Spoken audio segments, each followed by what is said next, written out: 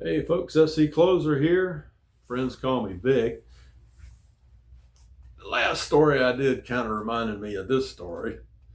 So I'm going to tell this one. I don't know if it'd be in the same order when I post these or not. But this story I'm going to call the BrOkinawa. All right. Anybody that was on the ship with me knows exactly what I'm talking about when I say the BrOkinawa. That was the USS Okinawa LPH-3. That was a ship that was across the pier from us most of the time down in San Diego if we were both in port. Sometimes the New Orleans was across from us, but usually it was the Okinawa. And the Okinawa, I guess the LPHs, we were all a little competitive with each other, and we all thought ours was the best. And I'm pretty sure the Tripoli was the best, but that's another story. But the Okinawa, the reason I called it the BrOkinawa is because the Okinawa kind of messed us up and caused us to miss our deployment in 1988. Now let me tell you how this happened. We went on a deployment, 6-month deployment in 1987, very successful deployment.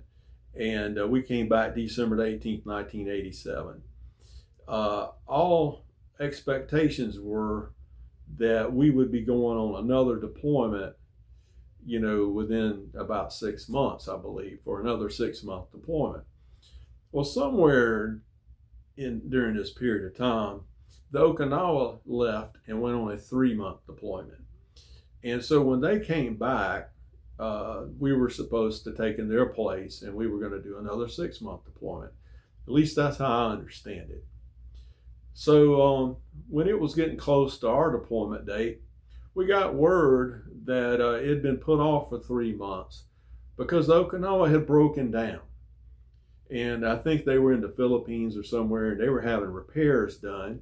So they just decided to leave them out there in the 7th Fleet. So we just stayed where we were.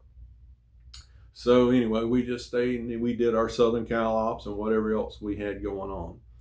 When it started getting close to the 6-month period, and we were, excited that we were getting ready to go on another deployment, seems that we got word that the USS Okinawa had broken down again. And this time, I think the story was something happened and they had to tow him into Diego Garcia or something like that.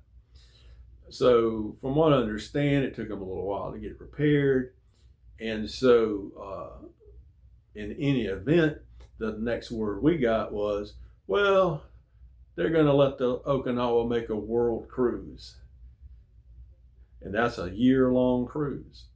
So the Okinawa made a world cruise, and what they ended up doing is they went through the Suez Canal, they went through the Med, they came back out, they crossed the Atlantic, they went through the Panama Canal, and then they came back home.